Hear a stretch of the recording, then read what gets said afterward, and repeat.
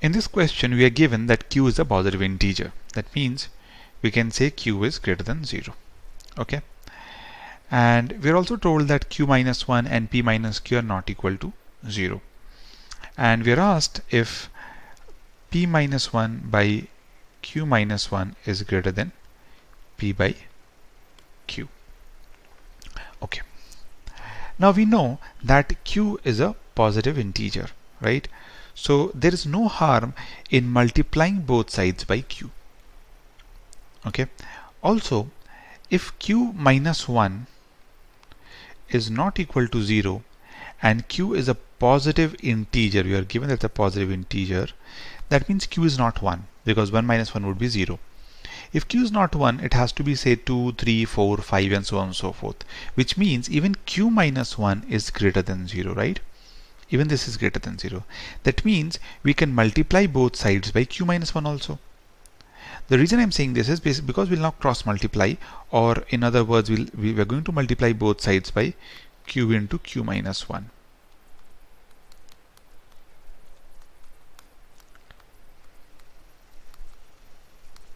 Okay. On doing so, we will get pq minus q is greater than pq minus p, right? And pq will get cancelled out. If you bring these two terms here, we'll get p is greater than q. Okay. So this is what we need to find out, whether p is greater than q or not. And another way to think about it is, if you want to understand this, see, q is positive, right? So if I divide both sides by q, we'll end up getting p by q. So the another way of inferring, making inference is whether p by q is greater than 1 or not. Okay. So any of these things that you can prove, or if you can prove p minus q is greater than 0, even that will work. So any of these three inferences that we can get from any of these statements is sufficient to answer our question.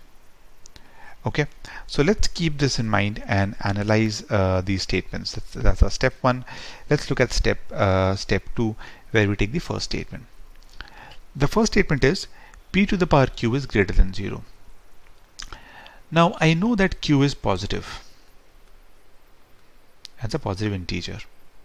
Okay, but I don't know anything about q. Now, say, this is how you can make some few inferences. Say q is, say, even, for example. Then p could be positive, p could be negative, both. For example, p could be 3 and q, say, for example, is say 2, for the sake of understanding. So if p is 3 and q is 2, then this is 3 square is greater than 0. But p could be minus 3 also, right? Even minus 3 whole square is greater than 0, right? So, and if q is odd, then p has to be positive only. P has to be positive, otherwise you will never get p to the power q is greater than 0. However, the idea here is that p could be positive, p could be negative. It could be either of these two things. So it's very difficult for us to figure out whether p is greater than 0 or not. If p is negative, then p will definitely be less than 0, right? If p is positive, then there is a chance that it will be greater than 0. But how much greater than 0? No idea. So in short, this statement is not sufficient, and our answer cannot be A or D. Okay. So let's move on to the second statement, and understand that analyzing this statement was easy because we had these things with us. We knew what we were looking for. We were looking for p greater than q, so it was easy for us to infer, hey, p can be negative. If p is negative, then p may not be greater than q, right? But however, if we had this term, if we were working with this term, okay, then it would have been really difficult to understand what kind of inference we are looking for. Okay, and that is the importance of step 1, making doing as much pre-analysis as possible. Okay, now let's look at the second statement. The second statement is p plus q by p minus q is greater than 1.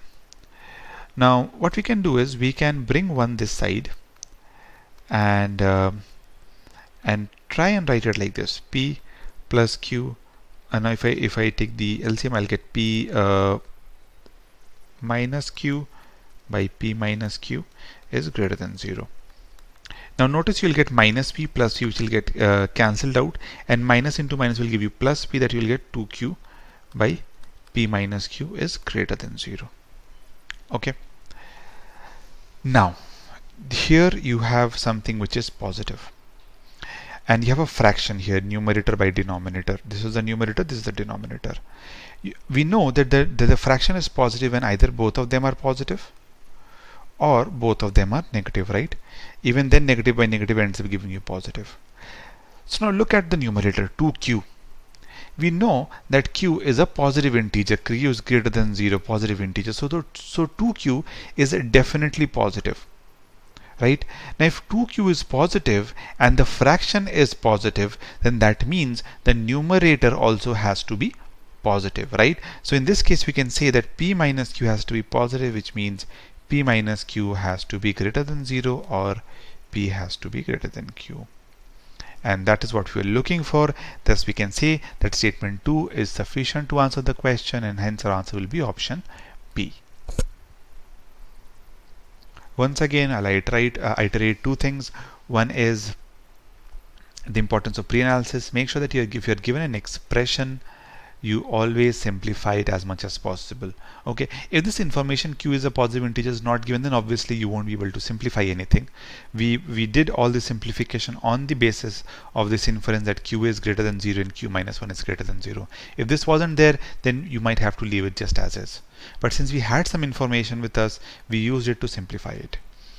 And we wrote all possible forms of inferences that we can use, because we may never know what we'll get. Okay, and after that it was all about making the right inferences. In the first statement it was making this inference that hey, if q is positive it could be odd or even. If it is even, then p could be negative. Okay, and if p is negative, p would be less than 0, and if p is positive, then it could be positive, it could be greater than or less than q.